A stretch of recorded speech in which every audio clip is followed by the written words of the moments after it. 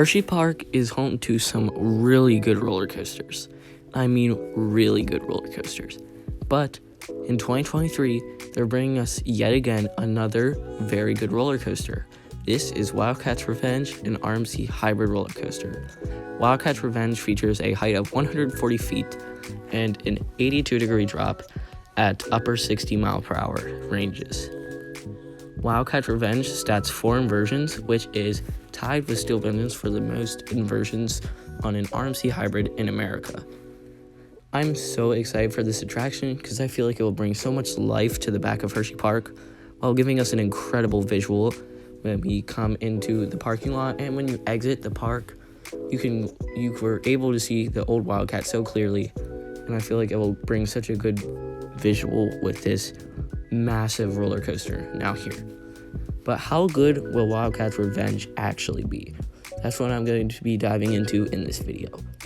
Wildcat's Revenge is projected to open in summer of 2023.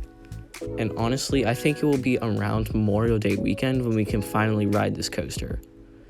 But one thing that's really been a concern to me is how good will it be? RMC has created some absolutely incredible roller coasters in the past, like Steel Vengeance, Iron Gwazi, Twisted Timbers, Storm Chaser, etc. But something seems different about Wildcat's Revenge. Wildcat's Revenge seems to focus more on the speed and inversion factors than airtime, which I mean is great and all, but RMC is known for their airtime on their coasters. So that's where my concern is. What makes RMC so great, in my opinion, is how they're able to maintain insane pacing and whip through inversions while having tall and very funky airtime moments. Wildcat's Revenge only has one off-axis airtime moment the entire ride, and there's a very nice double down and a very massive camelback looking to give some pretty great ejector airtime, Bunny Hill finale as well, but it kind of just reminds me of Zadra in the fact that it's not really focused on airtime.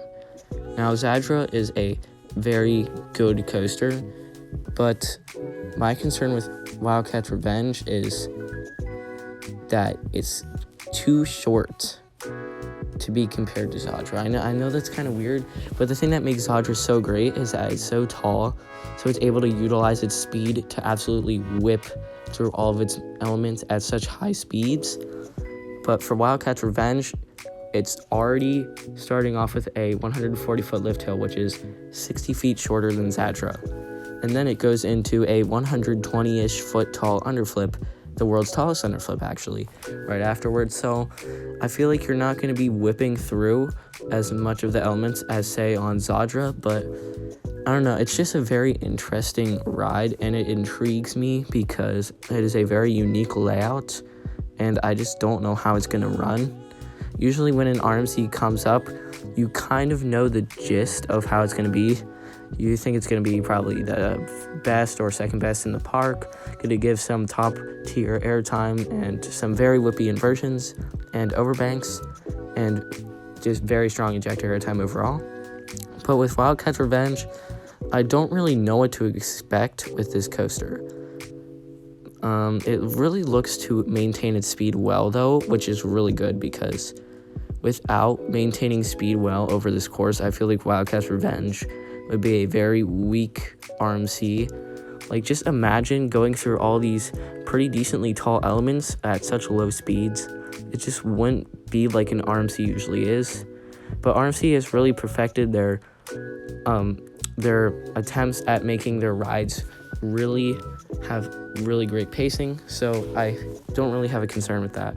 Another concern I have with Wildcat's Revenge is how the queue line is going to be.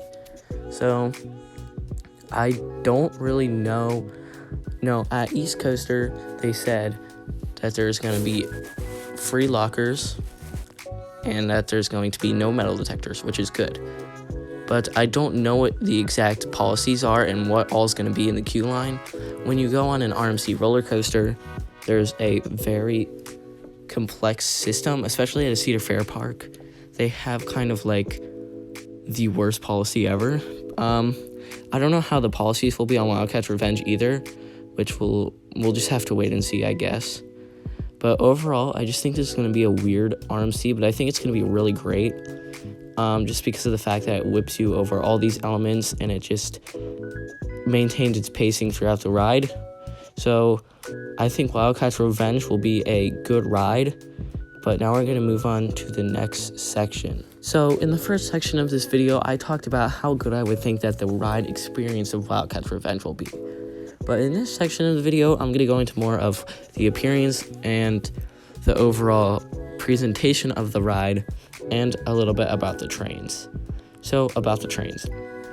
The trains look really nice. I really like the design of the Wildcat breaking through the wood, and I also really like how it's a swing axle train because those go over the layout so well and they make the ride just that teensy bit smoother. I also love swing axle trains because they're so comfortable. I know a lot of people trash on the restraints of RMC coasters, but they're actually not that bad in my opinion.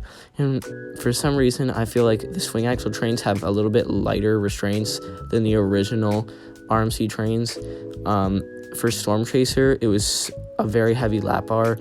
On Twisted Timbers and Steel Vengeance, it is a way lighter lap bar. So I feel like Wildcat's Revenge will have very good trains and that they will go over the layout smoothly. But what about the presentation of the ride? So I don't know if it will be as good as other RMCs. Iron Gwazi is so picturesque with that wave turn and the lift hill right next to the entrance sign. Same with Steel Vengeance with this really nice looking sign and the coaster just towering right over it. Wildcat's Revenge is kind of in an area of the park where there's a decent amount of trees. They probably will open that up, I'd say. But as of now, I don't know how good you're going to be able to, how much of the ride you're going to be able to see from where you are in the entrance of the ride. At East Coaster, we did learn that Wildcat's Revenge will probably have an entrance at the same exact spot as the original Wildcat, which is very interesting. I do think that the ride will look really good, and the lift hill will look really good from the midway and from the parking lot. When you enter Hershey Park, you can see a lot of the taller roller coasters over the Hershey Stadium and the Hershey Arena. So I just think it will look so good from there. Also, the station will probably look way better with the addition of the maintenance shed. It will make the station look way bigger than it actually is and just a more grand station than the original Wildcat was. So I'm really looking forward to that. Overall, I think the presentation of Wildcat's Revenge will be decent, and I think the ride experience will be very interesting, but I think it will be a very good ride, and probably number 2 at the park behind Skyrush. If it can somehow top Skyrush, then my expectations will be blown out of the water for this ride. I'm so excited for this thing to open. I cannot wait to experience an RMC in Pennsylvania at my home park, Hershey Park, and I will see you guys in the next video. Thank you for watching, and I will see you later. Peace.